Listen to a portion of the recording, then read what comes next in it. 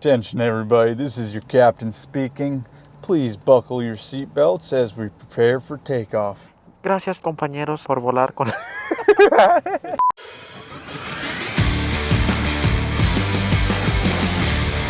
What's up guys, welcome back to another episode of Chemical Guys Detail Garage. We are actually with Ryan. Ryan just went ahead and picked up this, what kind of Mercedes Benz is it? I mean, it looks like a boat on four wheels, it's huge. Yeah, basically is. It's a 1991 Mercedes Benz 420 SEL. So has the longer wheelbase, extra room. This was the car in the 90s for lawyers and doctors, those that had a driver to keep them in the back seat and keep them comfortable. They did it. I mean, they have wood grain, they have vinyl, they have leather, very comfy leather too. Yeah. It's not in very bad condition, it's in very good condition actually. The wood grain, I mean, the carpet's solid. I have a lot of leg room, so my little legs, look, I can reach all the way, and Jason still has room back there, look. Tons of space back here. So, Ryan, let's just get this drive.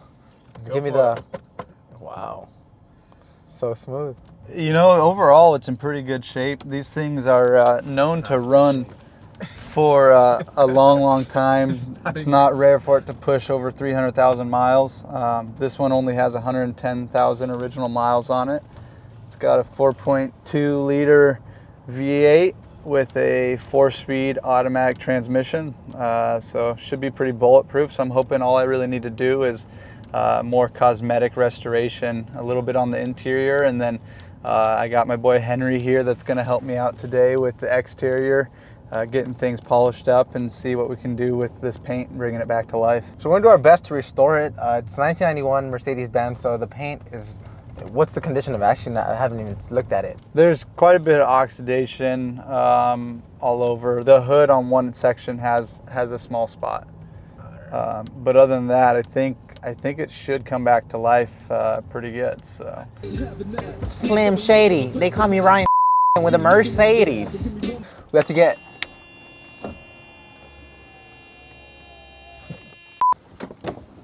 all right, guys, so if you guys look closely, we have a 1991 Mercedes Benz. It has chrome, polished wheels. The paint is not in perfect condition. This is the very first time I actually take a look at it. The grille could be restored. This stuff is chrome here. That'll clean up really nice.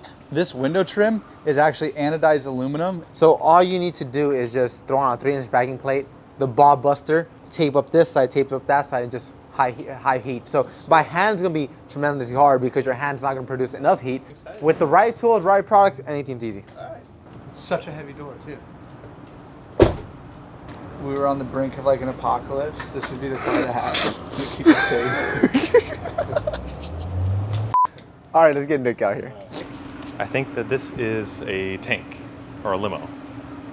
It's definitely a lot. Tank. Yeah, a lot bigger than the average daily driver vehicle. It's neat though. It's a classic, just like me. You hear how solid that sounds though? Good chunk, you know? It's not even close. It's not even close all the way. Heavy duty car. You know what they say when you have a heavy duty car, right? Got a heavy duty bank account? Yeah. So we need to start by washing it. That's typically the beginning of any detail process. And since this vehicle has a layer of dust and grime, and we also don't know what the condition of the true paintwork is, we're going to be using citrus washing gloss, which strips away any kind of old layers of grime, but it's also very tough soap, so it'll help us gently remove anything that's stubborn on the surface. And also this vehicle has been sitting outside, so it's got tree sap. If you look closely, there's a lot of water spots. It does have a ton of water spots on there, which is typical for, you know, when you wash your vehicle outside in direct sunlight, or if you have hard water. So we're gonna start off by using citrus washing gloss with our TORQ Max Foam 8 foam cannon. And this is gonna lay down a thick layer of suds, which help to, one, lubricate the surface, and also it softens up any abrasive particles so that we're gently gliding off any kind of abrasive material from the surface so we don't scratch the paintwork or the glass or anything that it's sitting on. And Henry, why don't you go and distinguish what we're using our buckets for? So we're actually gonna be using a red bucket and a black obsidian bucket. The red bucket is going to be our wash bucket and the black bucket is going to be our rinse bucket. So on one bucket, we're only gonna be having just pure water, and on the other one, we're gonna have citrus washing gloss mixed in, so we're gonna have added lubrication whenever we're washing. So I went with 2 different colored buckets instead of 2 different colored dirt traps, is because like this, try something different. So like this, if Nick comes back and he accidentally goes inside the black bucket, I'll tell them that's our rinse bucket. It's like this, we don't cross-contaminate, we have scratch-free wash because this is a 1991 vehicle. We don't know the paint condition, we don't know if it has scratches and swirls, so we want to minimize as much as we can. I'm sure it has some scratches. I'm pretty sure it has it's pretty water spots. Definitely. I would be willing to bet that there's some scratches in this paper.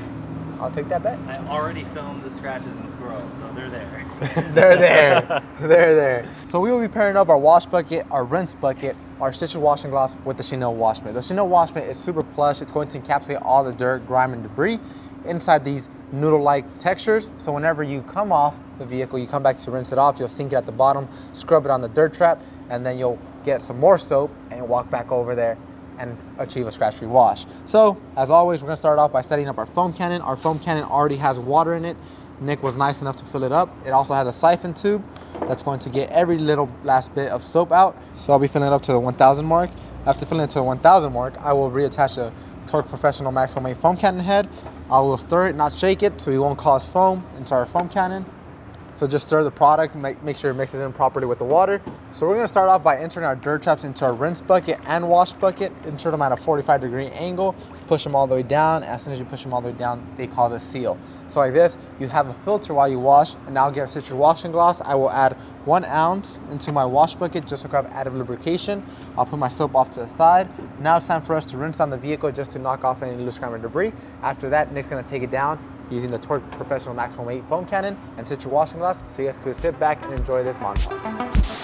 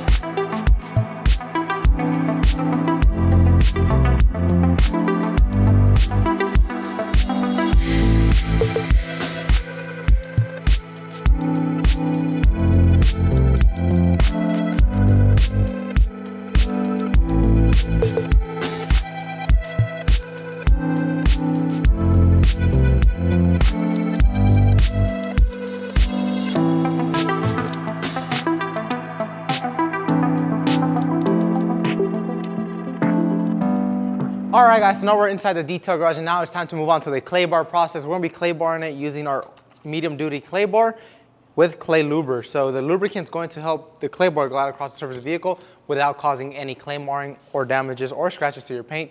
As you guys can see, Nick's already getting the roof of it. I'll be starting off on the hood. So let me just rip off a small portion of my clay bar, and then we will walk over to the hood just so I can show you guys how to properly clay bar the surface of the vehicle. As you guys can see, the clay bar is a very sticky substance. The sticky substance is going to remove any contamination that is sitting on the surface of the vehicle. So whenever you glide your hand across the paint, so you guys follow me, if I grab my hand and I just glide it across the paint, you guys can hear how much contamination there is on this vehicle, especially to 1991. Who knows when it was the last time it was clay barred. So just put your clay bar into a little ball, then knead it out into a little patty. You'll want to spray clay luber onto the surface of the vehicle, and be very generous with it because you will be gliding a clay bar across it, and you want to reduce as many scratches and swirls, so always be very generous. Spray it on the surface, spray some onto your clay bar, and then just glide it side to side. So instantly the clay bar is going to start lifting up any contamination that the paint might have. So just rub it side to side, and after a couple passes of just rubbing it side to side, you will start feeling the paint feels smooth as glass. Once the paint is smooth as glass, that is whenever you can move on to your polishing step. We recommend clay barring before the polishing step because you want to remove any contamination, because if you do not, you'll be pushing all that contamination deep down into the pores of the paint, and you'll be causing more headaches for yourself because you'll be causing more scratches and swirls. So let me just finish clay barring this whole entire hood, half of the hood if I should say, and then we'll show you guys how to properly polish. Oh yeah, so Henry's talking about choosing the right clay bar, and although this car is not in great shape, you can tell that somebody definitely loved for this. This was probably somebody's baby. And the car definitely just has scratches and swirls and oxidation and water spots, but the paint's not very rough, so it was probably garage kept, or maybe it was routinely clayed or waxed, and that's protected the paint thus far. But rather than jumping right into the most aggressive or the heaviest combination, such as a heavy clay bar, we chose to go with the medium duty clay bar because it's going to have the density and the enough of the stickiness to pull off any kind of contaminants that pours the paint. And we already knew that a light clay bar or even an OG clay bar just wasn't going to be enough, so that's why we went with the medium duty. All right, so now we'll be moving on to the next step, which is going to be the polishing step. So as you guys can see, Nick is still clay barring the rest of the vehicle, but in the meantime, I could start off by polishing off the half of this hood on this 1991 Mercedes Benz. So I already finished clay barring it. The paint is smooth as glass. Today I'll be using the TORQ 22D. The reason why I'm going with the TORQ 22D is because this hood is ginormous. So today we'll be using the 22D. The 22D has a 21 millimeter throw with a 6-inch backing plate. So like this, I get extra coverage whenever I am polishing, and we'll be pairing up C4 and P4 today.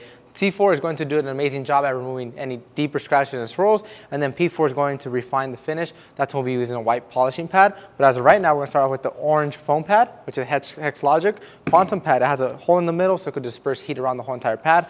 Like this, you just don't have a high heat in just one area. So before anything, just shake up the product. We will get C4. We will be applying it onto our foam pad, 5 times drops. And then as always, we always recommend applying some pad conditioner just to moisten the pad or lubricate it to reduce friction. So 1 spray, 2 sprays, that is all you need. Now you will walk over to the area you'll be working on. As always, you would want to put the cord over your shoulder to avoid hitting the paint with the cord. You'll go to the area you're working on, you'll blotch it out. By blotching it out, you will be reducing the fling or the sling whenever you turn the machine. So just blotch it out on a very small portion you'll be working on. Always stay in control of your polish or compound you're working on. For example, in this hood, I'll be doing A, B, C, and D. As you guys can see, there's some minor clear coat failure right here. So I will work around this. I will not polish directly over it because the clear coat failure is already showing. So we want to reduce that. That's why we'll be polishing it, making it look its best, and then we will move on to some type of protection. So now that I spread out the product, I will turn on my machine, turn it on to speed setting 1 just so I can spread out the product.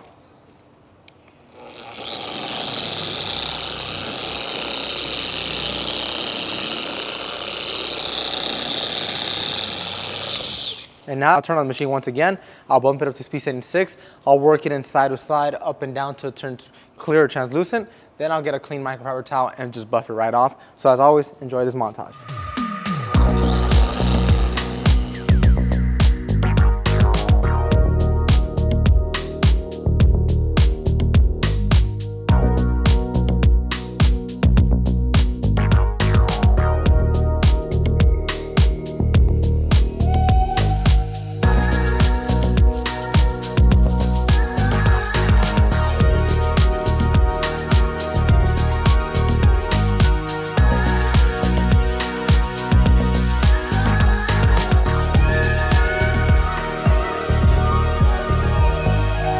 All right, guys, we just finished applying C4 correction compound with the orange polishing pad. Now we're going to be refining the finish using P4 polish and a white light polishing pad. So the white light polishing pad has a light cut to it. It is not so dense. And P4 is going to bring out the shine that C4 unfortunately can bring out, because C4 is just going to remove defects in the paint, and P4 is going to refine the finish and bring back more of a lustrous finish. So as always, just shake up the product before using. You guys can still see Nick back there. He's using the orange cutting pad, but I just want to show you guys the results that you'll be achieving by using these 2 steps on the hood. So apply 5 dime types drops onto your polishing pad. 1, 2, 3, 4, and 5. And then you'll get your pad conditioner, 2 sprays on it to keep it lubricated and moist to reduce friction. Now you'll go back onto the paint and do the same exact polishing process you took whenever applying C4 correction compound. You want to blotch it out, and on the lowest speed setting, you will spread it out, and then on the highest speed setting, you will work it in until it turns clear, translucent. So guys, let me just finish polishing out the rest of this hood, the half of the portion. I'll share the results after once I'm done.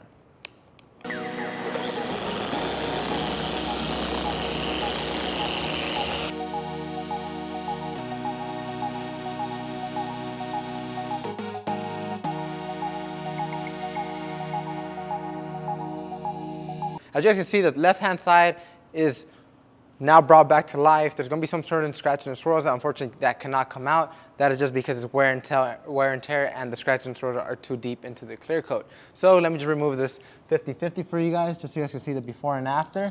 And just by removing the tape, you guys can see on one hand side, which is the left-hand side, it is now glossy. It is now restored. compared to the right-hand side, it still has that deep oxidation on it. So using P4 and C4 did an amazing job at bringing back the shine, the reflection, and it did remove some sort of scratches and swirls as well as water spots. So if we walk over to the oxidated side, you guys can see all right here, there's water spots, oxidation. It gives it this grayish look to the paint, while this side now is deep black, there's reflection, and you could actually see yourself. So guys, after you're done polishing, it's really important to apply some form of protection, whether that's a ceramic or a combination of glaze, sealant, and wax. And what that's going to do is prevent future water spots, oxidation, and anything else like fallout from damaging your paintwork. And it's also going to enhance your depth and give you that gloss that you're looking for. So guys, if you guys like this video today, don't forget to give it a huge thumbs up. If you would like to see more restorations on this vehicle, whether it's wheels, undercarriage, engine bay, interior, drop a comment down below. Let us know exactly what you want to see, and we'll see you guys next time right here at the Chemical Guys Detail Garage.